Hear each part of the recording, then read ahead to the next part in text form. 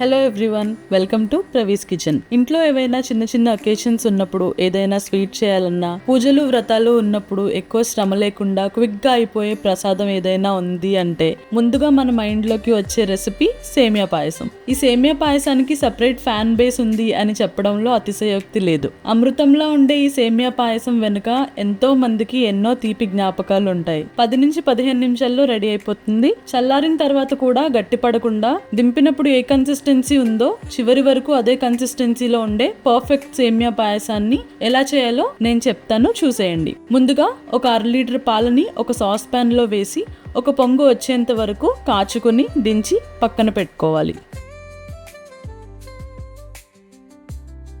ఇప్పుడు వేరే ప్యాన్లో 2 టేబుల్ స్పూన్ల నెయ్యి వేసుకొని మీకు నచ్చిన డ్రై ఫ్రూట్స్ని వేసుకొని దోరగా వేయించుకోవాలి. నేను ఇక్కడ ఒక పిడికెడు జీడిపప్పుని వేసుకున్నాను. జీడిపప్పు లైట్ గోల్డెన్ బ్రౌన్ కలర్ వచ్చిన తర్వాత సన్నగా చాప్ చేసుకున్న బాదం వేసుకుని ఇవి కాస్త వేగిన తర్వాత కొన్ని కిస్మిస్లను వేసుకొని కాస్త పొంగేంత వరకు వేపుకొని తీసి పక్కన పెట్టుకోవాలి.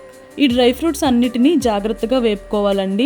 మాడిపోతే సేమియా అపియరెన్స్ కానీ టేస్ట్ కానీ బాగోదు, చేదొచ్చేస్తుంది. తర్వాత అదే ప్యాన్లో 1 కప్పు సేమియాని వేసుకోవాలి. సేమియా కలర్ చేంజ్ అయ్యే వరకు నిదానంగా వేపుకోవాలి. ఒక 4-5 నిమిషాలకి సేమియా చక్కగా వేగి ఇలా రంగు మారుతుంది.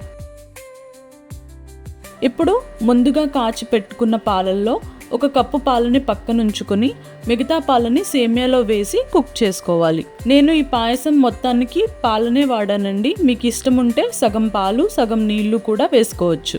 7-8 నిమిషాల్లో సేమియా కుక్ అయిపోతుందండి. ఒక సేమియాని విరిపి చూస్తే తెలిసిపోతుంది. ఇంతకు మించి సేమియాని కుక్ చేయాల్సిన అవసరం లేదు. జనరల్గా సేమియా గట్టి పడిపోవడానికి మెయిన్ రీజన్స్ ఏంటంటే సేమియాని అవసరమైన దానికంటే ఎక్కువగా కుక్ చేయడం, లేదా సేమియా క్వాంటిటీని పాల కంటే కూడా ఎక్కువగా వేసుకోవడం. ఎప్పుడు కూడా సేమియా కంటే పాల క్వాంటిటీ ఒక 4-5 రెట్లు ఎక్కువ తీసుకుంటే సేమియా పాయసం పర్ఫెక్ట్గా వస్తుంది. ఇక్కడ నేను తీసుకున్న క్వాంటిటీకి ఒక 4గురికి ఈజీగా సర్వ్ చేయొచ్చండి. సేమియా కుక్ అయిన తర్వాత 1 కప్పు సేమియాకి 1/4 కప్పు పంచదారని వేసుకొని పంచదార కరిగేంత వరకు గరిటెతో కలుపుకోవాలి. ఒకసారి పంచదార వేసామంటే ఆ తర్వాత ఇక సేమియా కుక్ అవ్వదండి. కాబట్టి సేమియా కుక్ అయ్యాక మాత్రమే పంచదారని వేసుకోండి. ఇప్పుడు ఇందులోకి 4 యాలకులను దంచి వేసుకోవాలి. తర్వాత ఇందులోకి 1 టేబుల్ స్పూన్ నెయ్యి వేసి కలుపుకోవాలి.